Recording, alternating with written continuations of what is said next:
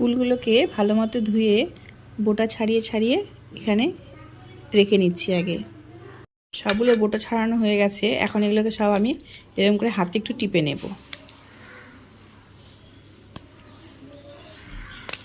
সব থেতো করা হয়ে গেছে। এখন এর মধ্যে আমি একটু লবণ আর অল্প পরিমাণ হলুদ দিয়ে মেখে রাখবো।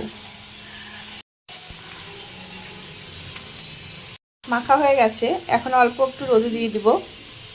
আমার গুঁড়ো করা ছিল মশলা, এর মধ্যে হচ্ছে মেথিটা একটু বেশি পড়ে গেছিলো, যার জন্য আরও একটু মৌরি গুঁড়ো করে আমি এর মধ্যে মিশিয়ে দেবো। দিয়ে তারপর দিয়ে দেবো। এর মধ্যে সমস্ত কিছু আছে, ধনিয়া, জিরা, তারপর শুকনো লঙ্কা সবই আছে এর মধ্যে। দিয়ে দেবো মশলা।